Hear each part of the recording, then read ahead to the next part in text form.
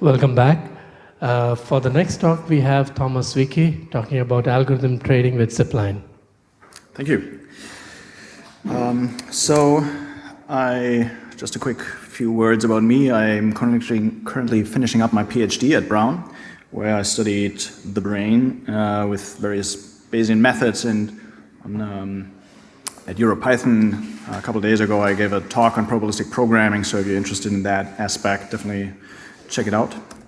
And for a couple of years, I've been working as a quantitative researcher at Quantopian. And we're a Boston-based startup. And our mission is to build the world's first browser-based algorithmic trading platform. And the idea is algorithmic trading certainly has been around for a while, but mostly all of that is bottled up in huge hedge funds that are very secretive. And it's not really accessible for the average user, right? Like, how would you even get going? And many of the tools, which is the nature of the secretive business, are not open source. So we're trying to change that, and that's part of the reason why we open sourced Zipline. And also, just upfront, Quantopian, the web platform, is free and everyone can use it. So we're really trying to give as many people access to these tools as possible. Just for motivation, 84% of all stock trades are done by computers, which I think is striking. So some of those are really just algorithmic strategies. Some of those are just like executing orders in a certain way, but certainly there's lots of demand for that, and 84%, probably your average trader whose full-time job is not to trade is not using actually trading algorithms, right? To motivate that further, I just wanted to compare the humans to the machines here. Obviously, a big benefit of having algorithms is that they are completely unemotional. I recently read a cool paper that combines my cognitive research with the quantitative finance that showed that traders who are happy actually have worse performance in picking stocks than traders who are depressed. Which is pretty interesting. So certainly the algorithm will be more analytical in that way. It's much faster. Here I want to add that at Quantopian we're not about high frequency trading or anything like that. The shortest resolution data that we provide is 1 minute, so that's a long way from being high frequency. Can process much more data, and just to keep it a little bit more even for Warren, certainly there's no intuition of the market or anything like that. In the case of Warren Buffett, it's probably mostly his access to information that he has, and also his knowledge of the market. And the algorithms, obviously, that is what has to be programmed into them, the patterns and the market dynamics. So to give you a broad overview of how algorithmic trading in Python can be done and the various steps of that process, I just want to go through that pipeline, where the first step often is just data analysis. And for that, I think Python is the perfect tool for the job. Many tools that we love, like Pandas, matplotlib, and IPython. I also want to highlight Seaborn, which is a library on top of matplotlib and generates really pretty graphs, statistical graphs right out of the box. So I encourage everyone to check it out. I almost use it exclusively now.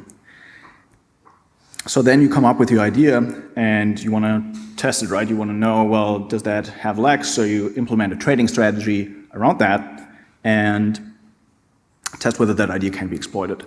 And for that, Python did not used to have anything really. And Zipline is one of the two tools now. The other one's PyAlgoTrader. And then again, Quantopian, which we use, for which we use Zipline. So Zipline is actually the backtester underlying everything we do on Quantopian for the backtesting. So once you backtested your data, you want to forward test it or paper trade on live market data. And that's currently not really possible with open source on Quantopian. We just started doing that. So there you can deploy your algorithm and see how it would do with real market data coming in. And then as last step, if you're convinced, then you want to put real money behind that algorithm and live trade it. And that's also something that we are close to, that is already working on Quantopian, and that's going to be available for everyone soon. Obviously, the pipeline is much more messy than that, right? You go back and forth multiple times, so this is just an abstraction of that. So since Zipline is mostly about backtesting, that's what I'm going to focus on the remainder of the talk. Why should you test your code? As this guy reminds us, I don't always test my code, but when I do it in production. So you definitely don't want to do that. And Knight Capital provided a very good example of that, where due to a software bug, they lost crazy amounts, 440 million in the stock market in a matter of seconds, just because they had this bug and other people figured that bug out, and it's and those algorithms essentially just played that algorithm and causing huge losses for them. So one of the dangers that can happen if you don't backtest properly. So how does backtesting really work? First of all, you need historical data, and that is actually a huge problem, as good data is very hard to come by. So if you have infinite amounts of money, of course you can just buy really good data, but free, there's Yahoo Finance, which is okay, but has lots of problems, and only daily frequency. So basically, daily frequency is pretty much the best you can do. Google Finance offers a little bit, offers minute frequency, but only for the last couple of days. But anyway, we'll suppose we have your historical data in your database, and then you'll stream it through your algorithm, and there are certain parts that just reoccur, like certain transforms that you want to apply, moving average. You make the trading decision, and then you place the order, and that's where a lot of the complexity coming in for why you would want a dedicated backtester, like the transaction costs or the influence of your orders on the market, which is called slippage, or the delay in orders. And those are things that the trivial approach would just be, well, you have a Pandas DataFrame of prices, and then you generate you use some transforms and just keep adding columns, and you generate signals. So you can, and many people do backtest with that, but it's, you basically fail to account for many complexities of the real market, and that will make your backtest look much better than it will actually be. And then finally, you're just gonna do performance and risk analysis and see how well the algorithm did. Okay, so Zipline is our backtester. It's written almost exclusively in Python. Some of the runtime critical parts are in Python. It's distributed under the liberal Apache 2.0 license. And it's, I think the best way, or like how I like to describe it, is stream-based. And what that means is that rather than just giving you a huge array to play with, it'll just walk through your historical data day by day, and will call a function that you define, and we'll see that in a second, so that you won't have any data available in the future. And if you don't do that, it's incredibly easy actually to introduce look-ahead bias and use information from the future that would not be available to you that was a real trading strategy, right? Count batteries included, so many common transforms like moving average, the sharp, alpha, beta, which are risk metrics, we provide. And last but not least, is used in production on quantopian.com. So the best way to think about that is that Quantopian is essentially a web layer where we provide you with free historical data and an IDE, a Python IDE in the web browser, and then that calls Zipline under the hood for the actual simulation of everything. And but you can also obviously use Zipline standalone, which is what I'll be doing here at first. Many people ask it then, well, are you insane? Why are you like open sourcing your part of your IP? And well, the one reason is that we use a lot of open source ourselves, so just giving something back is nice, but also actually having users do pull requests on GitHub that fix bugs or add new features is absolutely invaluable. The other thing is that actually just this morning we released Zipline 07 in celebration of PyData. So all the features that I'm going to show are part of this new version, and I think it improves much of some words that we had before.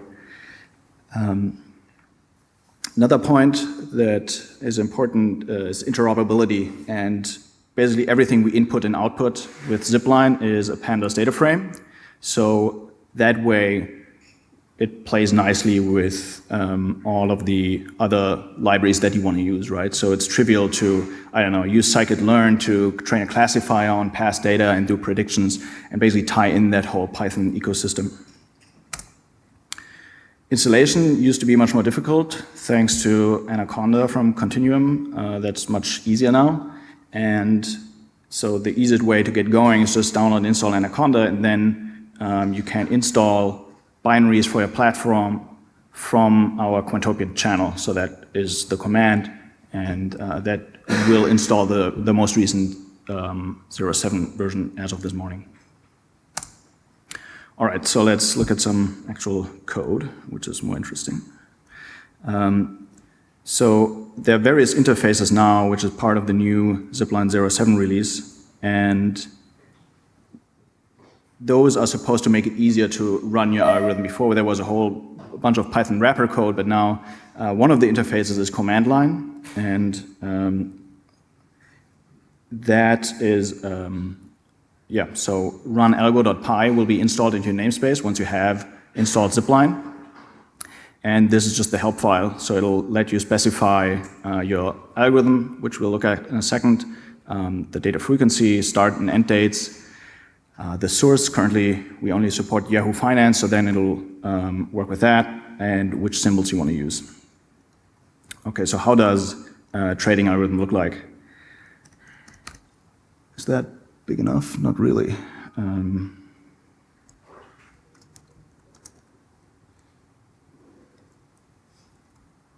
Well, I'll show it to you in here. So it's not syntax highlighted, but it's a little bit bigger. So the structure of the algorithm is always similar.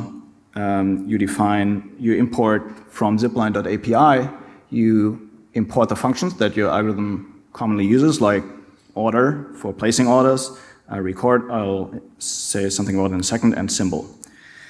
And then always you define two functions, an initialize function that'll be called once before the simulation starts, and a handle data function.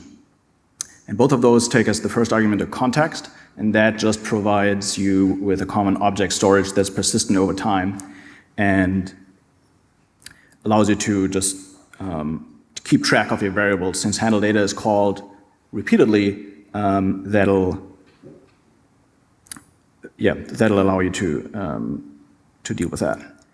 So then here, initialize, we don't do anything, and this handle data just implements the simplest thing you could imagine, which is just buy Apple every chance you get. And for that, we make a call to the order function, and the first argument is, well, which stock would you like to buy? And then we do a lookup of the Apple stock using the symbol function, and the second argument is how many shares do you want to buy? And then the record function is useful for tracking state of your algorithm over time. So since this is just run in a loop over and over again, right? You might want to collect certain variables that you then want to analyze after the simulation is over, and record allows you to do that. And you just provide keyword arguments. So here I'm just creating a new variable called Apple, and that'll be the price of Apple. And here you can also see how you can access this event frame called data that we call your algorithm with, and that is the price data that you receive. So this handle data function will be called for every trade event, say every day, and then have an updated data frame that way you can do basically a dictionary lookup for Apple and then access the most recent price of that day. So that's how you interact with data. So that is actually in a file in the examples directory of Zipline. And from the command line, you would call that, for example, by just specifying the file name, you give it a start and an end date, you provide the symbols, and in this case, we have to tell it ahead of time that we want to use Apple, because once we execute this, it'll go to Yahoo Finance, scrape the data from Apple in the specified time range, and then stream that data through our algorithm, through the handle data function that we just looked at. And then for performance analysis, it'll output a pickle file that we can specify here, and then you can just investigate that. For example, now when I'm switching back to my Python notebook, I can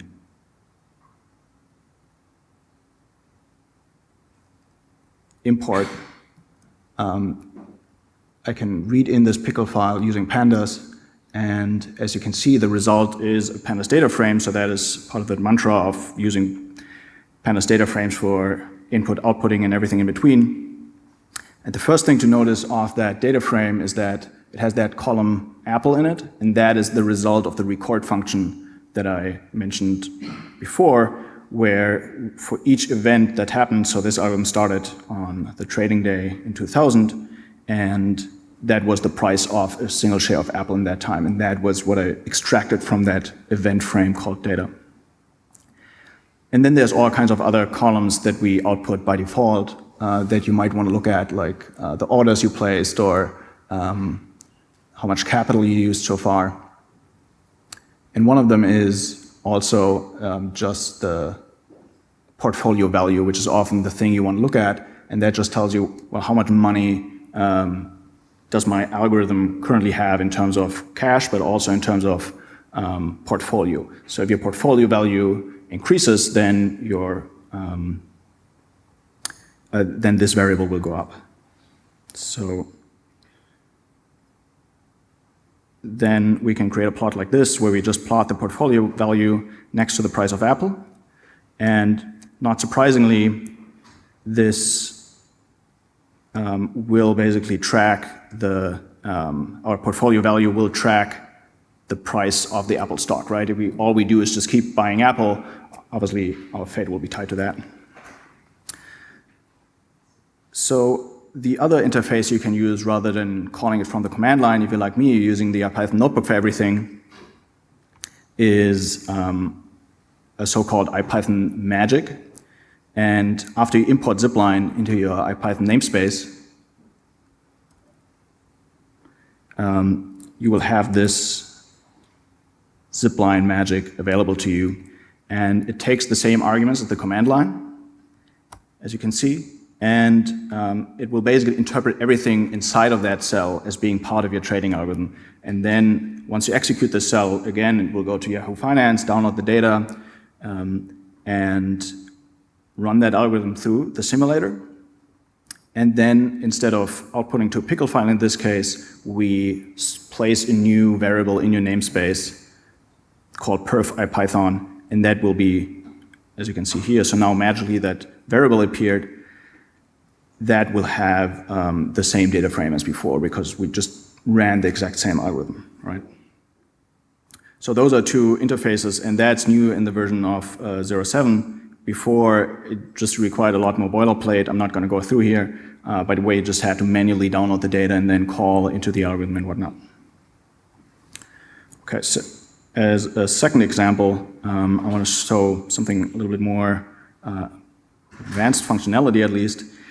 And the idea behind the next algorithm is that certainly just buying Apple stock every chance you get is not very dynamic, right? If you're an actual trader, then maybe if you look at the stock price and you bought in 2004, which would be awesome if you did that, and basically book your flights to Vegas when the price is here, right? But once it starts coming down, you probably would sell, right? You would anticipate that it would go down further. Obviously, it's very hard to predict, but some stocks certainly do seem to have momentum, and that is just while they are in this upwards trend up until here, and then they are in this downwards trend.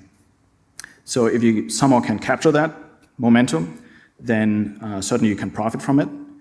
And one very simple algorithm that does that is called the dual moving average crossover.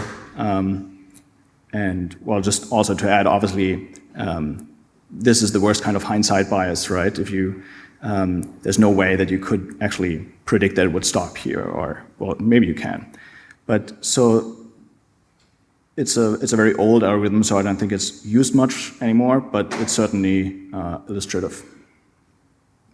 And before looking at the logic, I just want to show how it works based on these lines. And the idea is that we have two moving averages. And moving averages will always try to capture underlying trends in the market and smooth the signal out a bit. And there are these two lines here, the green and the red line. And there's a short moving average that will be more impacted by recent market movements, and a long moving average that's going to capture more the long-term trend. And what we can do now is basically play those two signals against each other and say, well, if we want to detect an upwards movement, right, then we assume that there's this long-term movement that's pretty steady, and a recent increase in the short moving average will essentially pass through the long moving average because it's more impacted by this recent increase, as is the case over here. And then we want to buy the stock. And once basically there's a trend going down, as is the case over here, the short moving average will capture that much quicker than the long moving average, so it'll pass from above, and that's when we want to exit our positions. And you can also see that then here in the portfolio value, where again our portfolio value will be tied to the price of Apple as long as we are invested in that stock, but once we sell it, it's just a flat line because our cash doesn't change over time and we're not invested. And then we can essentially just try to ride these ups and exit our positions on the downs. So the main difference to the algorithm before is that now we need access to more than just the current event, but we want to look at, say, the last 50 days or the last 200 days.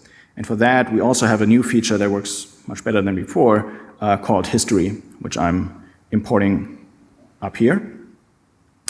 And what that does is it just keeps a moving window as a Pandas data frame.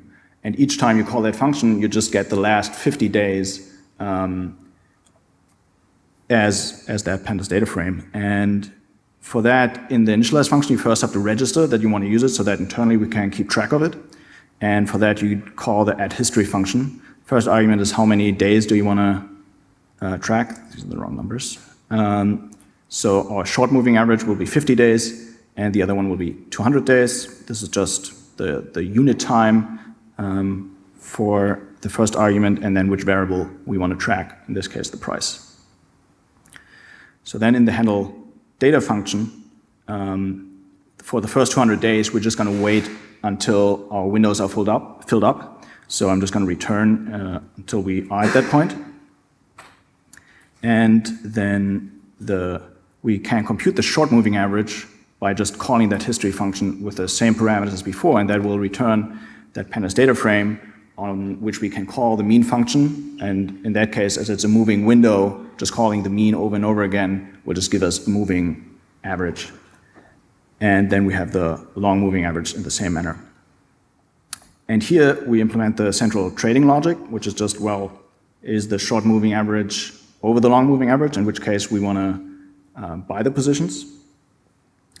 And here I'm using, instead of just the order method, which just orders 5 shares every time you call that function, it actually achieves a target rate of shares that you want to keep in your portfolio. So if, in this case, I'm calling it with 100 shares, so if I have 0, it'll place an order for 100. If I already have 100, it won't do anything. So that is just a neat way of not trying to keep track whether I already bought the stock or not. I can just call that function and know that it'll work, because this condition will be true for a whole range of time. Or in the other case, we want to exit our position, so we'll just set our target shares to 0. And again, we use the record function to then record these values. I'm recording the Apple price, the short moving average, and the long moving average, and that's what a below used then to create that plot. And you can also define an analyze function that will be called after the algorithm has run, and then you can use that to generate plots as I did here. Okay, so that's pretty much just a short intro for Zipline, and this is largely based on the tutorial that we have. So before also users complain, well, it's really difficult to get going, so that's why there's this tutorial to walk you through the main concepts. But in the remaining time, I also want to show you Quantopian real quickly, so maybe you don't want to set up all this yourself. So this is what Quantopian looks like, and this is basically the IDE that we provide for you in the web browser. And on the left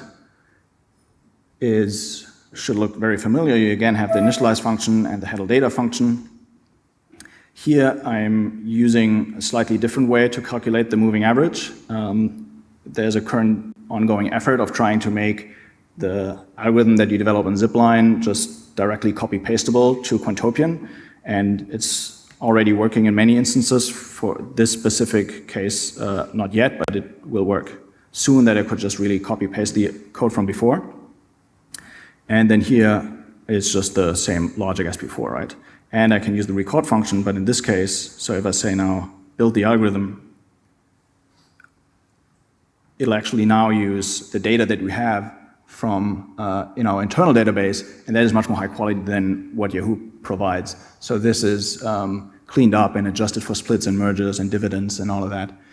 And in blue you see the portfolio value of our algorithm, and in red you see the benchmark. So often you want to know, well, how good does my algorithm do in comparison to the benchmark?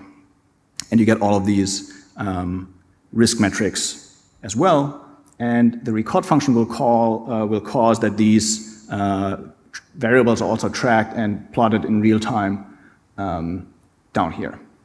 So it's just basically a much more integrated environment, and you can directly choose here the time range and how you want to start.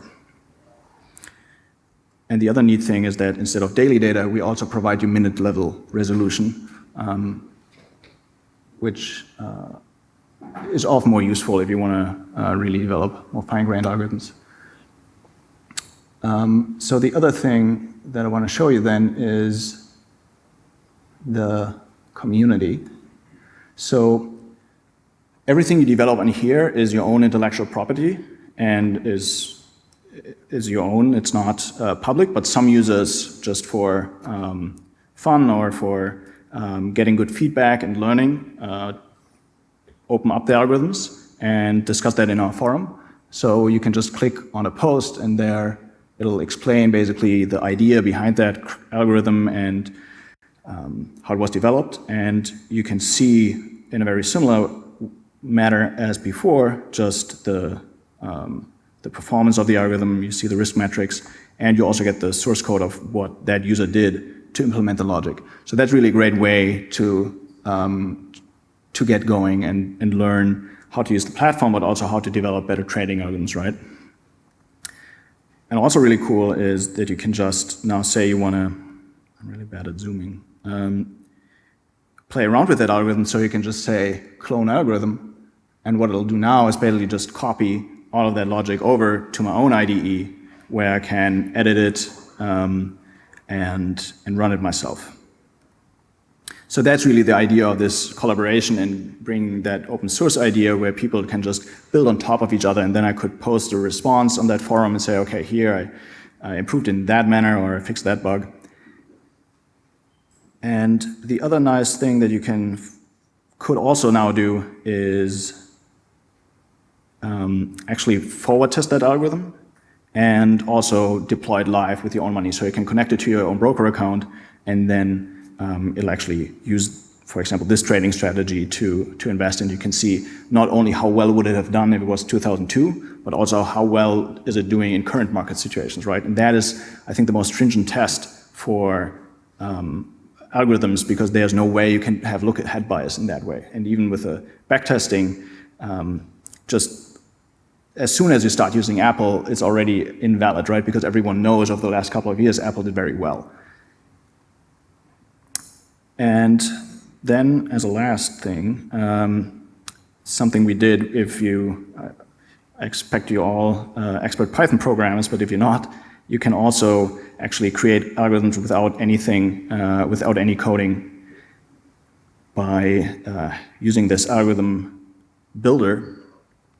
And here you can select from different sectors, and essentially that will just be an equally weighted portfolio now, or actually not equally weighted, but you can set the weights you own and say, okay, which sector, so let's choose clean tech, and I want to have 20% of my portfolio, or maybe let's say 25 because I like Tesla, allocated to Tesla Motors Incorporated, and just set the portfolio as you would like to have it. And you can choose the rebalancing frequency.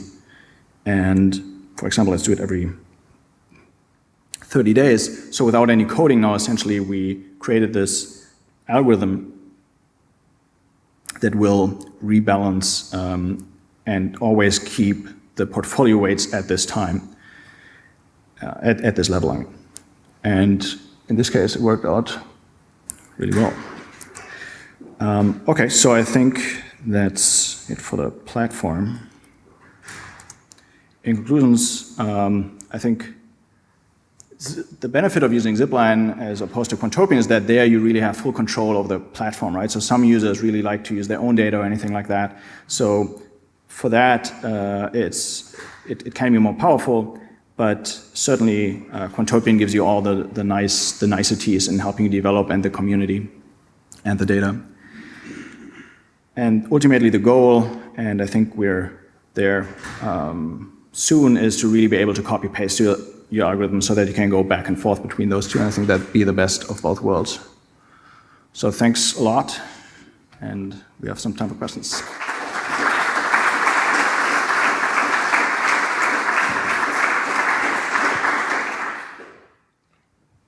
Yes. Thanks. How was the red benchmark line defined? Say that again? The red benchmark line in Quantopian, how was it defined? That is the S&P 500 in that case. So yeah, you can, in that case, yeah, you just want to have a general benchmark of the overall market so that you know that it's easy to do well if the market goes up. But you can also set that benchmark your own. For example, if we're doing that dual moving average example against Apple, then maybe we want to know whether we're doing better than Apple or not. So then you can set that as a benchmark and compare against that. Yeah. Andreas? So how do you do actual valid backtesting? As you said, if you select Apple, you already are super biased. So how else do you do it? So one good way, I think, is to select the universe, and we have a function for that where you can say set universe, and then you just, well, one way to construct a big universe is just to rank order according to the dollar volume the stocks, and then say I want to have from the 98th to the 99th percentile all stocks that have this trading volume or in that percentile I want to use. So you're not handpicking stocks, which is a terrible idea. You're just using whatever was traded a lot, and that protects against that in the best way. But from the start, so you select it at the start. Right, yeah. In the beginning you say, but you want to select this slice from your universe, but the universe also changes, and over time as like other stocks come in and trade more than others, and then we also actually behind the scenes will update that portfolio and give you the updated stocks, so it'll move as well. I have a question. How do you do a forward testing with just using Zipline, so without uploading the code to Quantopian? Yeah, so currently that's not supported. You could maybe bake your own somehow, but for that, the main thing you need is just a live data feed. And let's say that's available. Yeah. I don't know, I guess, yeah, so you could just write code to like call your handle data function. So the whole thing is very iterator based. Mm-hmm. So actually if you just like hook into the underlying iterator, you can just call it with your own data source, and as new events become available, it'll just hook into the existing machinery and call it. So it'll just be a very slow backtest, but there's no issue with that. So there is a hook that I could override in Zipline to do that? Right. Yeah. Okay. So actually, let me retract my answer. It's way easier. You just define your own trade source.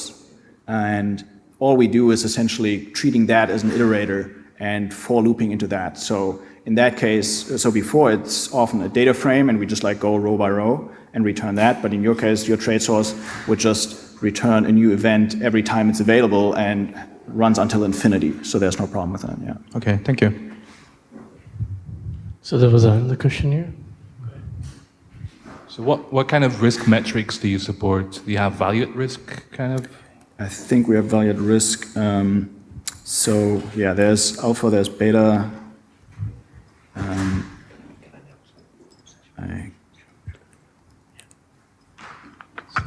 think I can show it to you. There is the Sharpe ratio, Sortino, value at risk. I think we added a couple of new ones recently. So I think here is a complete list.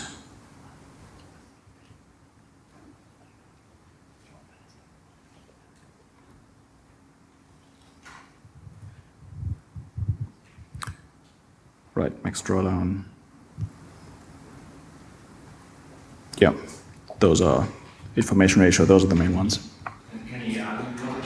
So yeah, in Zipline, since it's all open source, you can just add a new one. And actually, some users already, for example, the Sortino, we got a pull request from a user who just implemented that function and hooked it up. And then once it's in Zipline, it'll end up pretty soon on Quantopian. So on that note, the Zipline version that's open source is exactly the same what we're using on Quantopian. So whatever a user contributes, it'll actually then also contributed to Quantopian and be available to a much larger community there. So yeah, if there's anything missing, I'm looking forward to EPR. Hi, and thanks. It was very interesting. But I understood that algorithmic trading really has to be as fast as possible, and millisecond make a difference. How that, I mean, if you implement a good algorithm, but maybe you don't do it fast enough, then how does that impact your actual gains? So, yeah, I mean, that's a huge debate of whether only high frequency trading works or whether anything works.